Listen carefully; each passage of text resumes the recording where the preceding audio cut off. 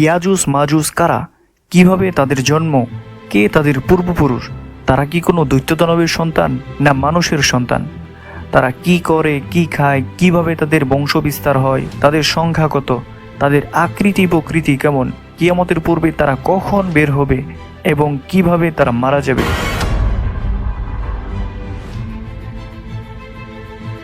প্রিয় দর্শক, আমরা জানি ইয়াজুজ মাজুজের ব্যাপারে এরকম হাজারো প্রশ্ন সবার অন্তরে জমে আছে। আজকের ভিডিওটির মাধ্যমে কুরআন ও হাদিসের দলিলের আলোকে ঠিক এই প্রশ্নগুলোর উত্তর দিব ইনশাআল্লাহ। তাই অনুরোধ করব পুরো আলোচনাটি না টেনে শুরু থেকে শেষ পর্যন্ত মনোযোগ সহকারে শোনার জন্য। তার আগে ছোট্ট একটি রিকোয়েস্ট, যারা এখনো আমাদের চ্যানেলটি সাবস্ক্রাইব করেননি অবশ্যই চ্যানেলটি সাবস্ক্রাইব করে পাশে থাকা বেল আইকনটি অন করে দিন। ইয়াজুজ মাজুজের পরিচয় সম্পর্কে সকল তাফসিরকারক একমত যে তারা আদমের সন্তান। হযরত নূহ আলাইহিস সালামের ছেলে ইয়াফেস থেকে তাদের বংশ বিস্তার হয়, অর্থাৎ হযরত নূহ আলাইহিস সালামের ছেলে ইয়াফেসই তাদের পূর্বপুরুষ। বিখ্যাত মুফাসসির আল্লামা ইবনে কাসির রহমাতুল্লাহি আলাইহি তাদের পরিচয় সম্পর্কে বলেছেন, قد قدمنا أنهم من سلالة آدم عليه السلام। আমরা পূর্বেই বলেছি যে তারা আদম সন্তান, বরং তারা নূহ আলাইহিস সালামের ছেলে ইয়াফেসের বংশধর। ইয়াজুজ মাজুজের দেহের আকৃতি প্রকৃতির ব্যাপারে উলামায়ে কেরামের বিভিন্ন মত পাওয়া যায়। উলামায়ে কেরামের কেউ কেউ বলেন ইয়াজুজ মাজুজের কিছু কিছু শ্রেণী আছে যারা খেজুর গাছের মতো লম্বা, আবার কিছু কিছু শ্রেণী আছে বানরের মতো বেটে। কারো কারো কান এত লম্বা যে এক কান বিছানা বানিয়ে তার উপর শয়ন করে আর অপর কান কম্বল হিসেবে তা গায়ে দিয়ে রাখে। ইয়াজুজ মাজুজের কিছু কিছু শ্রেণী আছে তাদের জিহ্বা সব সময় ঝুলে থাকে। কারো কারো চেহারা মানুষের মতো, শরীর পশুর মতো, আবার কারো কারো শরীর মানুষের মতো, চেহারা পশুর মতো। কারো কারো চোখগুলো অনেক ছোট, দেখতে অনেক বিদঘুটে এবং চেহারার আকৃতি অনেক খারাপ। এইভাবে ইয়াজুজ মাজুজের আকৃতি প্রকৃতির ব্যাপারে অসংখ্য মতামত উলামায়ে কেরামের পক্ষ থেকে পাওয়া যায়। তবে বেদায়া নেহায়া গ্রন্থকার আল্লামা ইবনে কাসির রহমাতুল্লাহি আলাইহি বলেছেন, ইয়াজুজ মাজুজের আকৃতি প্রকৃতির ব্যাপারে যে সমস্ত কথা সমাজে প্রচলিত আছে এই সকল কথাগুলো দলিল প্রমাণবিহীন কথা। এই কথাগুলোর পেছনে কোনো দলিল প্রমাণ নেই। তার ভাষ্য হলো, ফাকুল্লু হাযিহি আকওয়ালু বিলা দলিলিন ওয়া রাজুলুম বিল গায়বি বিলা বুরহান। ইয়াজুজ মাজুজের আকৃতি প্রকৃতির ব্যাপারে যে কথাগুলি প্রচলিত আছে এই সব কথাগুলি দলিল প্রমাণবিহীন কথা এবং এগুলো অন্ধকারে ঢিল ছোড়ার মতো কথা। সত্যি কথা হলো, যেহেতু ইয়াজুজ মাজুজ আদমের সন্তান, অতএব যুক্তির কথা এটাই যে তারা আদম সন্তানের মতো এবং তাদের বৈশিষ্ট্যেরই অনুরূপ হবে।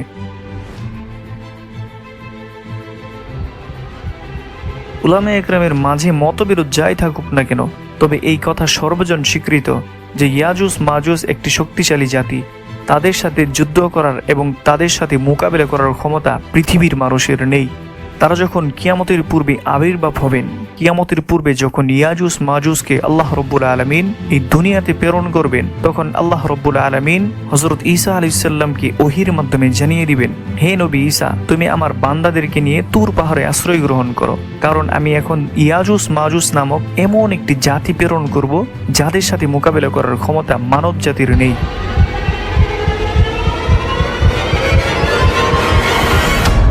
হাদিসটি মুসলিম শরীফের 222 নম্বর হাদিস আর বুখারী শরীফের 3348। সেই হাদিসে বলা হয়েছে, একবার রাসূলুল্লাহ সাল্লাল্লাহু আলাইহি ওয়াসাল্লাম সাহাবায়ে কেরামের নিকট বলল, কিয়ামতের দিন আল্লাহ রাব্বুল আলামিন আদম আলাইহিস সালামকে ডেকে বলবেন, হে আদম, তুমি তোমার সন্তানদের মধ্য থেকে যারা জাহান্নামী তাদেরকে বের করে দাও।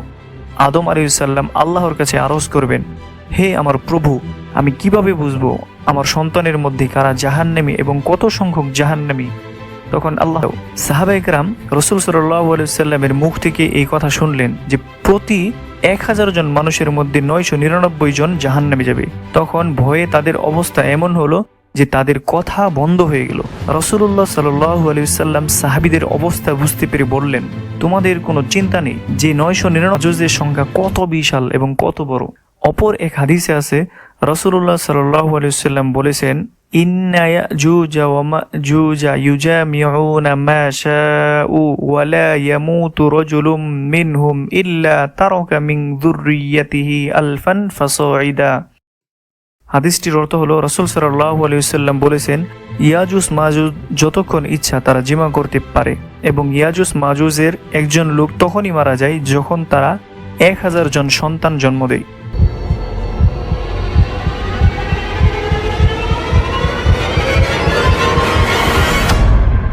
জুলকারনাইন যখন সূর্য উদয়ের দেশে পৌঁছালো তখন তিনি সেখানে দুটি পাহাড় দেখতে পেলেন। সে পাহাড়গুলি ছিল সুউচ্চ। প্রতিমধ্যে পাহাড়ের পাদদেশে দেখতে পেলেন অনেকগুলো বসতি। বসতির চারদিকে তিনি ঘুরে ফিরে দেখতে লাগলেন। সেখানে কিছু মানুষের সাথে তার দেখা সাক্ষাৎ হলো, যারা অত্যন্ত জ্ঞানী, বুদ্ধিমান ও সাধক বলে তার মনে হলো। তারা বাদশাহ জুলকারনাইনকে যথেষ্ট সম্মান প্রদর্শন করলো এবং তাকে খুব আদর যত্ন করলো। কিন্তু বাদশাহ জুলকারনাইন সেই লোকদের ভাষা বুঝতে পারছিলেন না। বাদশাহ জুলকারনাইন এটা বুঝতে পারছিলেন যে আকারে ইঙ্গিতে তারা তাকে অনেক কিছু বোঝাতে চাচ্ছেন। শেষে বাদশাহ জুলকারনাইন তার সঙ্গীদের মধ্যে থেকে কিছু লোককে আদেশ দিলেন যে এই লোকগুলোর ভাষা দ্রুত শিক্ষা গ্রহণ করুন। তার সঙ্গীরা অনেক পরিশ্রমের পরে মাত্র 7 দিনের মধ্যে তাদের ভাষা আয়ত্ত করল। ওদের ভাষা আয়ত্ত করার পরে বাদশাহ জুলকারনাইন তাদের নিকট দ্বীনের দাওয়াত পেশ করলেন এবং সেই বসতির লোকেরা দ্বীনের দাওয়াত সদরে গ্রহণ করলো এবং আল্লাহ তাআলার উপর ঈমান আনলো। কিছুদিন ওখানে অবস্থান করার পরে এই এলাকাবাসী জুলকারনাইনের নিকট নিজেদের সমস্যার কথাগুলো আলাপ করতে লাগলো। তারা বলল, হুজুর, আমাদের সম্মুখে পাহাড় দুটির মাঝখান দিয়ে একটি গিরিপথ রয়েছে। এই পথে একদল মানব রূপে দৈত্য রয়েছে। তারা আমাদের উপর অত্যাচার করে আমাদের সব কিছু লুট করে নেয়। সবুজ গাছপালা, খাদ্য, পশু, ফল ফলাদি যা আছে তারা সব খেয়ে নিঃশেষ করে ফেলে। তাদের সংখ্যা এত বেশি, তাদের গায়ের শক্তি এত বেশি যে আমরা তাদের সাথে মোকাবেলা করার সমর্থ রাখি না। এই জন্য আমরা নিজেদের প্রাণ নিয়ে বাঁচতে বিভিন্ন জায়গায় লুকিয়ে থাকি। আপনার নিকট আমাদের আরজ, আপনি দয়া করে এই পাহাড় দুটির মাঝখানে গিরিপথে একটি সুউচ্চ প্রাচীর নির্মাণ করে দিন, যেন ইয়াজুজ মাজুজ আমাদের নিকট আসতে না পারে এবং আমাদের এলাকায় বিপদ সৃষ্টি করতে না পারে। বাদশাহ জুলকারনাইন সেই লোকেদের কথা শুনে বললেন, তোমরা ঠিকই বলেছ। আল্লাহ রব্বুল আলামিন আমাকে অনেক নিয়ামত দিয়েছেন এবং অনেক ক্ষমতা প্রদান করেছেন। তোমাদেরকে রক্ষার উদ্দেশ্যে এই পাহাড়ের মাঝে গিরিপথ একটি প্রাচীর নির্মাণ করব। এই কথা বলে জুলকারনাইন তার সেনাবাহিনীকে লোহা ও তামা সংগ্রহের আদেশ দিলেন। সেনাবাহিনীর লোকেরা মাটি খুঁড়ে লোহা ও তামা উত্তোলন করলো। অতঃপর জুলকারনাইনের আদেশে লোহা গলিয়ে মোটা পাত তৈরি করা হলো। সেগুলো কত আছে যে এই দেয়ালের দৈর্ঘ্য ছিল 72 মাইল এবং উচ্চতা ছিল 70 গজ। দীর্ঘদিন যাবৎ পরিশ্রম করে জুলকারনাইনের সৈন্যরা এই দেয়াল নির্মাণ কাজ সমাধান করেন। আর এটাই ছিল বাদশাহ জুলকারনাইন কর্তৃক ইয়াজুজ মাজুজ বন্দী হওয়ার ঘটনা। ইয়াজুজ মাজুজের বর্তমান কার্যক্রম কি, তারা কি করছে, এই ব্যাপারে তিরমিজি শরীফের 3153 নম্বর হাদিস এবং ইবনে মাজাহ শরীফের 480 নম্বর হাদিস এবং মুসনাদে আহমদের 1063 নং হাদিসে বিস্তারিতভাবে বলা হয়েছে। হাদিসটি হযরত আবু হুরায়রা রাদিয়াল্লাহু তাআলা আনহু থেকে বর্ণিত। তিনি বলেন, রাসূলুল্লাহ সাল্লাল্লাহু আলাইহি ওয়াসাল্লাম বলেছেন, ইয়াজুজ মাজুজ প্রতিদিন বাদশাহ জুলকারনাইনের নির্মিত সেই প্রাচীর খনন করতে থাকে এবং সেই প্রাচীর চাটতে থাকে। এভাবে প্রতিদিন তারা সকাল থেকে কাজ শুরু করে কাজ করতে করতে যখন তারা সন্ধ্যায় উপনীত হয় তখন তাদের নেতা বলে, আজকে কাজ রেখে দাও, কালকে আমরা এই প্রাচীর ভেঙে বের হয়ে যাব। যখন তারা কাজ রেখে তাদের বাড়িতে ফিরে যায়, পরের দিন তারা যখন আবার খনন করতে আসে তখন তারা দেখতে পায় প্রাচীরটি পূর্বের চেয়ে আরো শক্তিশালী হয়ে এখন দাঁড়িয়ে আছে। আবার তারা খনন করতে থাকে এবং সন্ধ্যায় আবার বাড়িতে ফিরে যায়। এভাবে তারা কিয়ামত পর্যন্ত কার্যক্রম চালিয়ে যাবেন, কিন্তু কোনোদিন তারা বাদশাহ জুলকারনাইনের নির্মিত প্রাচীর ভেঙে বের হতে পারবেন না। যেদিন আল্লাহ রব্বুল আলামিন ইয়াজুজ মাজুজকে পৃথিবীতে প্রেরণের ইচ্ছা করবেন, তার পূর্বের সন্ধ্যায় তাদের নেতা বলবেন, তোমরা কাজ রেখে দাও, আগামীকাল ইনশাআল্লাহ আমরা এই প্রাচীর ভেঙে দুনিয়াতে বের হয়ে যাব। এই দিন তাদের নেতা ইনশাআল্লাহ শব্দটি ব্যবহার করবে এবং তারা ঘরে ফিরে যাবে। পরের দিন সকালে এসে দেখবে তারা সন্ধ্যায় প্রাচীরটিকে যে অবস্থায় রেখে গিয়েছিল সেই অবস্থায় আছে। তারা ইনশাআল্লাহ শব্দটি বলার বরকতে আল্লাহ রব্বুল আলামিন তাদের প্রাচীরকে এইভাবেই রেখে দিবেন এবং তারা সকালে সেই প্রাচীর ভেঙে দুনিয়াতে বের হয়ে আসবে। ইয়াজুজ মাজুজ কিভাবে দুনিয়াতে বের হবে এবং তাদের বের হওয়ার সময় কি অবস্থা হবে, তারা দুনিয়াতে কিভাবে ফিতনা ফাসাদ সৃষ্টি করবে, এই ব্যাপারগুলি মুসলিম শরীফের 2973 নং হাদিস এবং তিরমিজি শরীফের 2240 নং হাদিস ও ইবনে মাজাহ শরীফের 4079 নং হাদিসে বিস্তারিতভাবে বলে দেওয়া হয়েছে। আমরা এই হাদিসগুলো বর্ণনার আলোকে আপনাদের সামনে সেই ঘটনাগুলোকে এখন বিস্তারিতভাবে উল্লেখ করছি। হযরত ঈসা আলাইহিস সালাম যখন দাজ্জালকে হত্যা করে নিশ্চিন্ত ওহী পাঠাবেন, হে ঈসা, এখন পৃথিবীর জমিনে আমি আমার এমন এক বান্দা পাঠাবো যাদের সঙ্গে যুদ্ধ করার ক্ষমতা মানুষের নেই। অতএব তুমি মুসলমানদেরকে নিয়ে তুর পাহাড়ে আশ্রয় গ্রহণ করো। আল্লাহর হুকুম পেয়ে হযরত ঈসা আলাইহিস সালাম মুসলমানদেরকে নিয়ে তুর পাহাড়ে আশ্রয় গ্রহণ করবে। ওইদিকে ইয়াজুজ মাজুজ এমন গতিতে বের হবে যেন তারা সমুদ্রের তরঙ্গ, একজনের উপর আরেকজন আশ্রয় পড়ছে। আল্লাহ রব্বুল আলামিন তাদের এই বের হওয়ার চিত্রটিকে সূরা আম্বিয়ায় ৯৬ নং আয়াতে অত্যন্ত চমৎকারভাবে চিত্রিত করেছেন। আল্লাহ তাআলা বলেন, হাত্তা ইযা ফুতিহাত ইয়াজুজ ওয়া মাজুজ ওয়া হুম মিন কুল্লি হাদাবি ইয়ানসিলুন। এমনকি যখন ইয়াজুজ মাজুজকে মুক্ত করে দেওয়া হবে এবং তারা প্রতিটি উঁচু ভূমি হতে ঢেউয়ের মতো ছুটে আসবে, তাদের প্রথম দলটি যখন তাবারিয়া সাগরে এসে উপনীত হবে, সেই সাগরের পানি এমনভাবে পান করবে যে তাদের পরবর্তী দল এসে বুঝতেই পারবে না এখানে কোনোদিন পানি ছিল। তারা পুরো পৃথিবী ব্যাপক ধ্বংস চালাবে, পৃথিবীর সবুজ ফল ফলাদি খেয়ে নিঃশেষ করে ফেলবে। পৃথিবীতে যত শস্য আছে, গবাদি পশু আছে, এমনকি যত মালামাল আছে সব কিছু তারা লুণ্ঠন করবে এবং ধ্বংস করে শেষ করে ফেলবে। এভাবে ধ্বংসযজ্ঞ চালাতে চালাতে তারা বাইতুল মুকাদ্দাসের পাহাড়ে পৌঁছবে।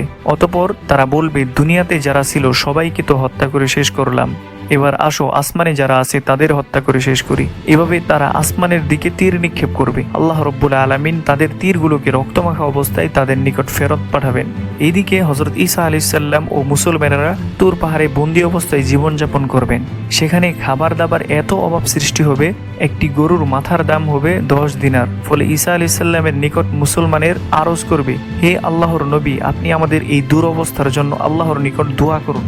ঈসা আলাইহিস সালাম তাদের কথার পরিপ্রেক্ষিতে আল্লাহ রব্বুল আলামিনের নিকট দোয়া করবেন। তার দোয়ার বরকতে আল্লাহ রব্বুল আলামিন ইয়াজুজ মাজুজের ঘাড়ে নাগাত নামক এক প্রকার কীট সৃষ্টি করবেন। এর ফলে ইয়াজুজ মাজুজ দিনের কোনো একটা সময় এক মুহূর্তে চোখের পলকেই সবাই একসাথে মারা যাবে। ইয়াজুজ মাজুজ মারা যাওয়ার পরে মুসলমানেরা তুর পাহাড় থেকে তাদের কোনো হার ডাক শুনতে পাবে না। মুসলমানেরা তখন বলতে থাকবে, কি ব্যাপার, ইয়াজুজ মাজুজের কোনো হার ডাক শোনা যায় না কেন? তারা কি পৃথিবীতে জীবিত আছে নাকি মারা গেছে? তখন ইয়াজুজ মাজুজ সম্পর্কে তাদের জানা খুবই জরুরি হয়ে পড়বে। কিন্তু কারোরই সাহস হবে না যে তুর পাহাড় থেকে নিচে নেমে সেই ইয়াজুজ মাজুজের খোঁজ খবর নিয়ে যায়। এই সময় তারা ঘোষণা দিবে, কে এমন আসো যে নিজের জীবন বাজি রেখে সেই ইয়াজুজ মাজুজের খোঁজ খবর আমাদের নিকট এনে দিবে? এক মুজাহিদ ব্যক্তি দাঁড়িয়ে বলবে, ইয়াজুজ মাজুজের খোঁজ খবর আমার জীবন বাজি রেখে তোমাদের কাছে এনে দিব। সেই ব্যক্তি তখন তুর পর্বত থেকে নিচে নেমে দেখবে ইয়াজুজ মাজুজকে আল্লাহ রব্বুল আলামিন সকলকে ধ্বংস করে দিয়েছেন। তিনি তখন মুসলমানদের কাছে গিয়ে বলবে, তোমরা খুশির সংবাদ গ্রহণ করো, তোমাদের শত্রু ইয়াজুজ মাজুজকে আল্লাহ রব্বুল আলামিন ধ্বংস করে দিয়েছেন। হযরত ঈসা আলাইহিস সালাম তখন মুসলমানদেরকে নিয়ে পৃথিবীর জমিনে অবতরণ করবেন। কিন্তু পৃথিবীর জমিনে অবতরণ করার পরে তারা আরো একটি সমস্যার সম্মুখীন হবেন। পৃথিবীর জমিনে তারা অবতরণ করে দেখবে ইয়াজুজ মাজুজের লাশ প্রতিটি আনাচে কানাচে পড়ে রয়েছে। এমন কোনো জায়গা বাকি নেই যেখানে ইয়াজুজ মাজুজের লাশ এবং তাদের চর্বি পড়ে আছে। তাদের লাশের দুর্গন্ধে পৃথিবী বসবাস করা কঠিন হয়ে পড়বে। এরপর হযরত ঈসা আলাইহিস সালাম ইয়াজুজ মাজুজের লাশ অপসারণের জন্য আল্লাহ রব্বুল আলামিনের নিকট দোয়া করবেন। তখন আল্লাহ রব্বুল আলামিন দূর দূরান্তের সমুদ্রে নিয়ে ফেলে দিয়ে আসবে। এরপরে পরে থাকবে ইয়াজুজ মাজুজের চর্বিগুলো। আল্লাহ রব্বুল আলামিন তারপরে রহমতের বৃষ্টি দান করবেন। সেই বৃষ্টির ফলে ইয়াজুজ মাজুজের চর্বিগুলি ধুয়ে মুছে পৃথিবী পরিষ্কার হয়ে যাবে। ইয়াজুজ মাজুজের যে তীরগুলো থাকবে, মুসলমানেরা সেগুলো 7 বছর জ্বালানি হিসেবে ব্যবহার করবে। আশা করি এই ভিডিওটি আপনাদের ভালো লেগেছে। ভিডিওটি ভালো লাগলে লাইক, শেয়ার এবং চ্যানেলটি সাবস্ক্রাইব করতে ভুলবেন না। দেখা হবে পরবর্তী নতুন ভিডিওতে। আল্লাহ হাফেজ।